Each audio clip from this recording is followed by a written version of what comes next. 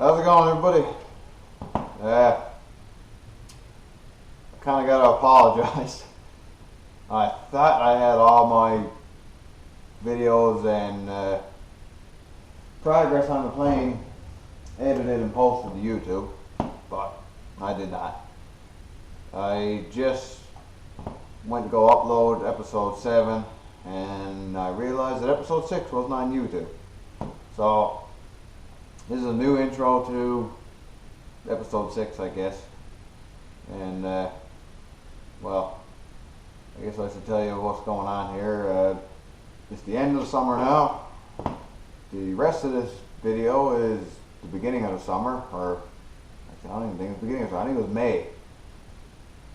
Yeah, it was May. So what you're about to see is long before what you see in front of me here now. So get up to date on what you see here. You're gonna have to watch episode 7, and if you want my full explanation on, a little better explanation on why there's been no progress until now, watch episode 7. But basically, summer happened. I had to put siding on this building and I had to do work done to my cabin and usual homeowner stuff. So yeah, we don't get much of the summer here. It's turning winter right now. This is October 1st I'm doing this. So summer's over. Time to get back in the garage and start at this again. Hopefully I'll be making good progress again soon, and videos will start coming out again steady, because I'm optimistic. I would like to have this flying next summer, but don't be surprised if that doesn't happen. I know I'm not going to be. But I'm going to aim for it. If it happens, wonderful. If it don't happen, then I can be upset. So this is episode 6. When I left off, I was almost done with the side tubes, and I said I was going to carry on through with the door opening structure, and I'll be back then, and here I am. So yeah, I don't think these tubes were added in the last one, so that's new. These ones are new. This one here, and this is where things get different here now. Up to this point, everything is same as the PA14 or the way aero plans. Normally there's a tube that goes from here up to this point, and then there's another one that goes from here and then intersects it. Actually, I'll just show you. So that's that tube I was talking about, and then there's this one that goes here, and then there's 2 here that gets used as well. But like I said, I'm doing the crosswind door. So where that short tube normally comes up and intersects this long diagonal here, you just put a tube straight across, runs horizontal with the longerons. So that goes in there. The tube that normally runs down here, you still use that to an extent. It just goes in here, intersects in here, and then there's another one goes from here to here, here to here, and here down to the corner. So it just makes a truss. And then back here in this bay, this is the tube that's always here, and this orange line represents a tube that has to be added in conjunction with this door modification. I'm assuming what it's doing is, this is your rear landing gear point. Normally, like I said, there's that tube that goes from here up to here, and then this goes from here up to the upper structure and the wing and everything. So I think that's kind of supposed to transmit loads down to the gear, but we're eliminating that. This truss here should send that force this way, and then I guess this one here is transmitting it up that way, up to the upper longerons that way instead. That's what I'm assuming they got going on here.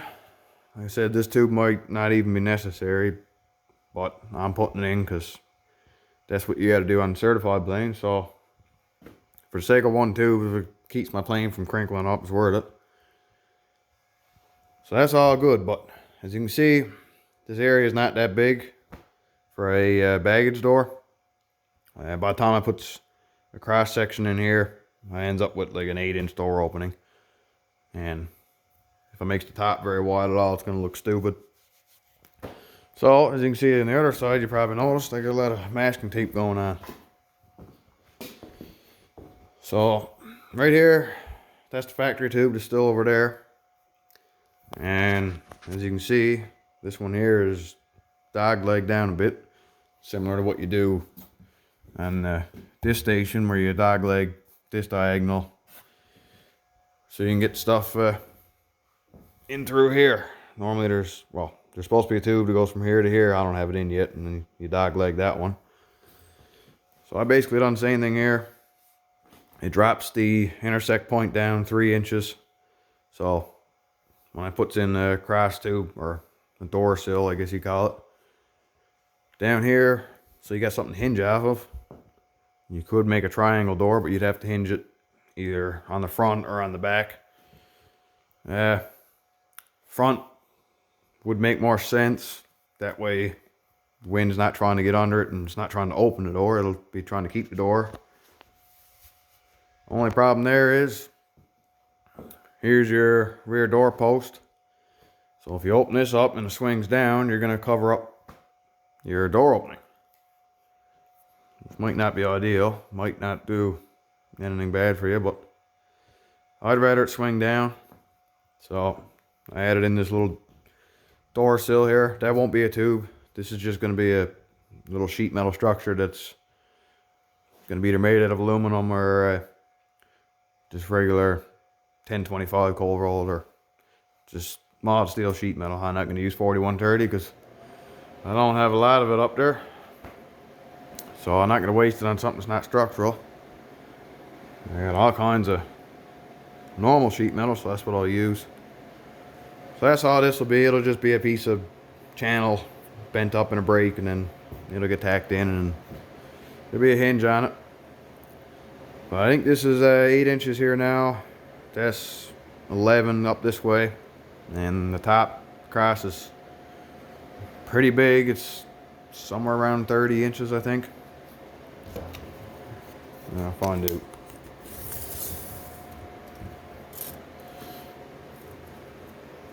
Yeah, it's exactly 30 inches, pretty well. So that's that.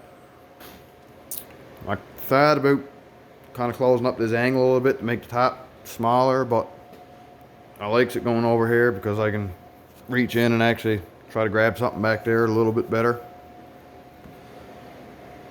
And it doesn't look horrible in my opinion. I'm trying to make it look good, but I'm worried about function more than I am about looks. I'm not building a show plane, I'm building a working plane. That's why it's getting cargo doors and stuff like that. So yeah, I figured I'd show you that plan before I go ripping this masking tape out, because I try to do the same tube twice. Like, I'll fit this one and then I'll fit that one. And I've been going back and forth on the fuselage just so one side's not getting all the first tube and then that side's getting all the second ones, or vice versa. And plus it keeps me from having to drag my TIG welding shit back and forth, because every time I gotta throw the pedal underneath and cross over. So I'll tack that tube in, and then this one here, that's ready to be tacked. So I'll do that one, and then I'll come over to this side and I'll make this one the same as I did over there, and I'll tack that in, and then I'll do these two here, tack them in, and then I'll throw the controls over and put the other one in. It probably would make more sense to just do the two tubes that goes over there and then come over, just less moving the TIG welder around. But like I said, I'm trying to stick to the same tube as I go back and forth. That way, where the copes go are the fish mouse on the end of the tube, because that top one here is 40 degrees and the bottom one's 42, so they're really close. So if I was moving around, I might forget that and get them mixed up. So I just sticks with the same mirroring and goes that way. But once this is done, the one over there, like I said, I got to do that little triangle truss pattern thing, and then there's still another, I think it's a 1/2 inch tube or maybe a 5/8, goes from here and up to here. I got to add that in. Once those couple tubes are done, then that's it for the side tubes. All I got to do then is add them 3 diagonals in. Well, this one here will be 3 tubes just in itself, and then 2 more back there. But after them diagonal braces are in and them couple of small ones here, this bottom section is done. Oh, and I gotta do the tail post, but not sure yet. I might leave that for after, until I get my vertical built, but who knows, I might go at it. Back here, there's not a whole lot. Like I said, I gotta put the tail post itself in. And then it's just 2 tubes that comes down this way. And there's a few little smaller ones that goes in here, but that's stuff that can be done after. Because not sure what I'm gonna do with the tail wheel setup here. I don't know if I'm gonna stick with just the leaf spring style perches, or if I'm gonna do something more along the lines of what a super stall, just aircraft super stall has. If I does that, there'll be a arm coming up into here, and then there'll be like a air shock or coil over shock inside the structure here. So depending on what it does with that, that's gonna change what it does in here. So for now, I'm just gonna put the tail post in and the 2 diagonals, and that'll be it. So pretty sure that's all I've had to talk about, I think. Yeah, covered the door openings. I covered my baggage door modification here. I'm pretty sure that's it. So I'll be back now once I make some more progress on this. Here's a quick tip on fitting up these tubes. That end's coped for here now. So if it was something flat like here, you could just draw a line down the tube like I've been doing before. But as you can see, this is leaning out. So if you do that, it's not going to line up. Easiest way to mark it, because you can't actually get in there and put it up the tube, just rub it on the table. Right where that wear spot is, that's your bottom. That's what I done for that side over there, and works good. So little easy tip for you. Well, I decided to try another method of coping these tubes. When I was at the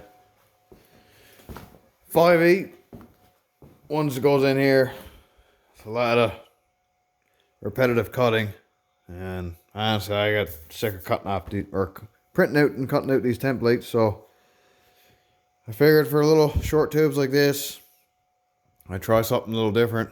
So I just finished this one here up, and I'm making the other one identical to it here now. So this is where it goes. You can't really see the fit there because of the tape, but it fits. But what I've been doing, I mentioned this in another video on the ways you can cope these tubes. I've just been doing this. I was hoping to make like a V-block thing to go in here. I'm still going to eventually, but I was hoping to use my actual machinist ones, but they're just a little bit too big to fit in there. It fits in here where I got it milled out, but the center line is too low. I'd have to machine some off the top side, and quite frankly, I'm not really wanting to do that. But for this smaller tube, this 1/2 inch and the 5/8 and the other ones, yeah, I just been shimming it up to the right height. And as you can see, I'm kind of just jamming it in. I don't put these very tight, like, at all. All I'm doing is just 2 fingers here, and as you can see, it moved a little bit then. Just a little more than snug. That's been good enough. And keep this at 90, depending on what the angle is. Because my compound only goes to 45, but I have a second line marked off. That's the center, and this is 15 degrees off, so I can get out to 60 degrees. That was for threading, but nonetheless, I can get it here. But with the 45 marks, I can either cut it like this, or I can put it in this way. And obviously I have to stick out on the back side here, but you can cut it either way.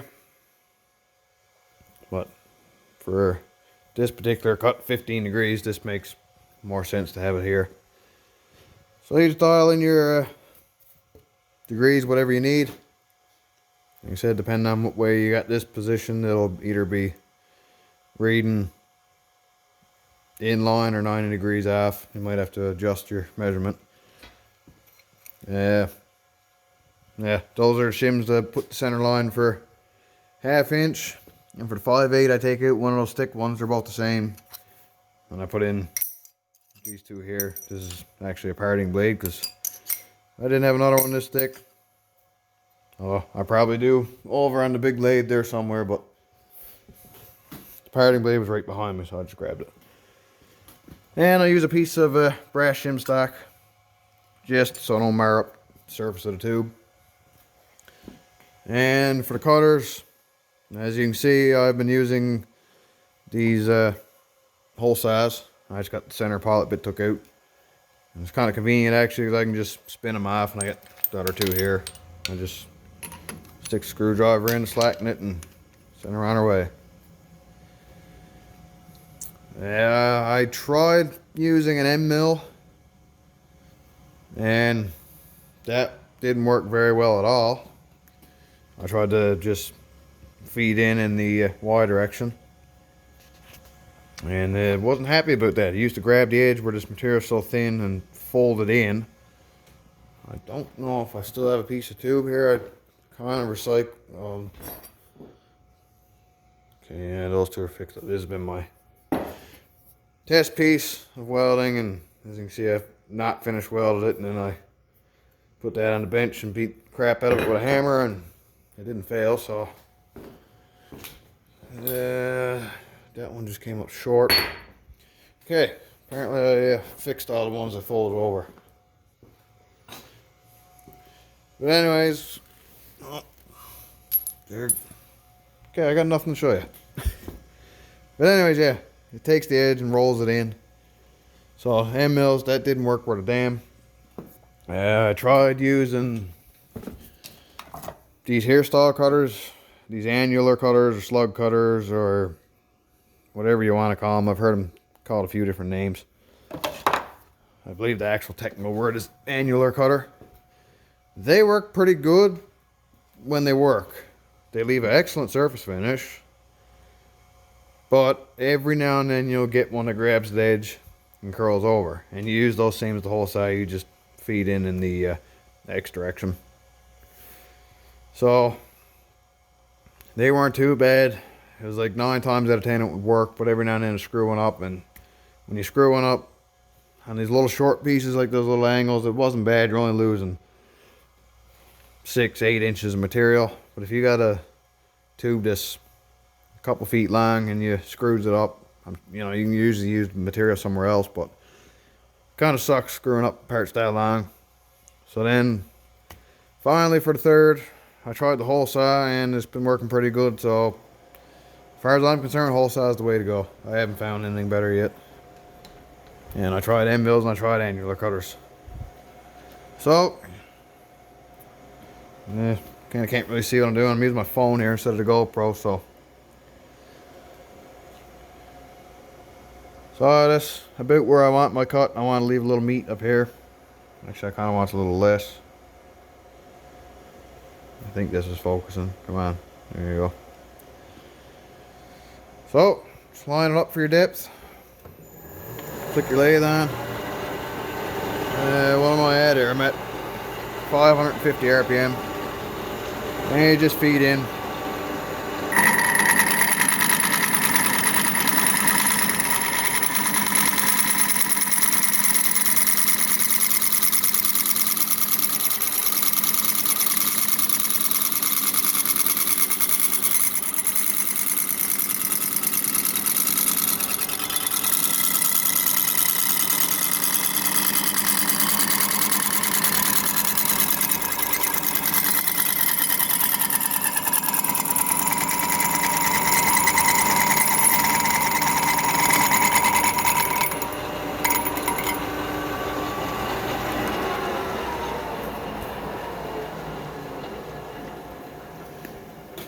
There you have it. Done. It's a lot faster than cutting it out with the die grinder. Like I said, with those paper templates, I used to have to measure it. Go in my house, go down to my basement, go on the website, put in the measurements, print it off, cut it out with a pair of scissors, come up here, wrap it around, dry it out, grind it out with the die grinder, and then it was done. Here, measure it, come over, stick the tube in. It's great if you're only doing the same size tube over and over, because you don't have to change out your shim stack. Stick whatever hole size you need in to match up for your tubing. If it is intersecting in a 3/4 tube, put a 3/4 cutter in there. If it's intersecting a 7/8, and you get the idea. And then it's just feed it in and cut it. Simple as that. So if I had my time back, I wouldn't even bother hand coping these, honestly. I would build a V-block here. That way your tube's always on center. You can put any size you want in and just stick it in and clamp it in and cut away at it. I'm still going to build one. But if I had that when I started this, man, I'd be a lot further along for the amount of time I got in it. It's a lot of tubes to cut and cope out and profile to fit in. I counted the tubes there not long ago. Right now I'm around 80 tubes, I think, something like that. So I mean, you got 80 tubes, you got to cut and profile each end of every tube. So that's 160 times that I had to basically dry out and hand grind the end of these tubes. A lot of them aren't the same. Well, the side tubes are not bad because you does 2 at a time, but like fitting the top and bottom sections up, you got a lot of tubes that are just one-offs, and nothing is square. Well, not much. No, actually these aren't even at a 90 because the upper longerons that are on taper, and same with down there. So it's a lot of work. If you have a lathe or something, this is definitely the way to go. The milling machine, I talked about in another video, it's kind of a pain in the ass because your tubes have to go up and down unless you got a horizontal mill. But I'm definitely going to be making up a V-block to go in here eventually. I'm not sure if I'm going to bother with it because for the amount of tube work that I have left to do on this fuselage, it might not be worth my while, but that is a project that's going to be on my list of things to do. Not that I need any more list of things to do, but someday if I'm bored, I might go ahead and make one. Because right now, the only thing I got really left to do for tube work, I had the same truss pattern as over there I got to put in here. There's 2 tubes that goes in where this orange line is, and that's it for everything except for the tail post. So there's the tail post itself, but that don't even have to be cut and fit. And there's 2 more 5/8 diagonals that go from the top down to the bottom there. Or from the bottom to the top, I can't remember. It's on the drawings anyway. Yeah, top to the bottom. So there's those 2 tubes and then a few more little, 4 more smaller ones. So, and then the top section, there's not a whole lot of tubing going on. So I'm just going to stick with while I've been at. Oh, great. See what I did? Not paying attention, make the video. I cut the two copes on the same side. Sweet. So I get to make that again. That was no good. So there you go. Me screwing up on video. It happens. Everybody does it. Everybody I've talked to that's built a plane, you're going to mess up tubes. You're going to end up with a scrap pile, if you will. So if you're just starting at this and you're doing stuff like this, it's normal. Don't get discouraged. That's why you buy extra material. Anyways, boys, I'm going to make another one and hopefully the next one's right. Well, I made a new one. This one actually fits. Now I'm going to make this one here. Hopefully I get this one right on the first try. Well, there we have it. That's the door openings all done. The front tubes are in. All the trusses in. The dog leg diagonal that's added in for that style door mod, that's in. And as you can see over there, that one is the conventional tube. That's just a straight line. The front small one, that one's made. As you've seen, I screwed the first one up, but the second one fits. I don't have the truss pattern made over there because I'm short on short pieces of 5/8 tubing, and rather going just cutting it up, I'm gonna make sure I get everything else made, because basically that can just be done out of scraps, and I can add those in pretty well anytime at all during the building of this. I could have like all the other tubing done and then do that after. So I'm gonna do that. There's not much 5/8 tubing left really to be used. There's a little bit here on the back in the tail post section. That's gonna be the next video. And there's two tubes that's used in the upper section. I think it goes from this station up to the intersect point from the tubes that go from the firewall up to the top deck section. And other than that, that's it for 5/8 tubing on the firewall. So once I get those in, then whatever little pieces I got left over, I'll use for over there. And if I don't have enough, then I'll start cutting it off of a longer lengths of tubing, which at that point there theoretically shouldn't be much anything left. Should be a few extra feet. I did buy extra, like I did with every other size tubing that I have a lot of. So yeah, it's coming along. Like I said, I'm going to do the tail post. Then I'm going to do the diagonals. Actually, I might do these diagonals in here internally first. They're pretty easy to do. Once they're in, this whole section here is stable then. Well, it's still pretty stable right now, but that'll lock all this in place really good. And then I can take all this jigging out and focus on just the tail post. So yeah, maybe that's what I'll do. But I'm not going to show that. I guess it's pretty simple. It's just tubes that go straight across, with the exception of the first one. Like I said before, I'm going to dog leg it. And then it's just these two, and they're only little 1/2-inch tubes. So it's pretty simple going from here on. Besides the tail post, I'm going to show some detail on that because that does have to get set up pretty good. So I'll show that in the video. But anyways, yeah, that's it for the door opening modifications on my fuselage.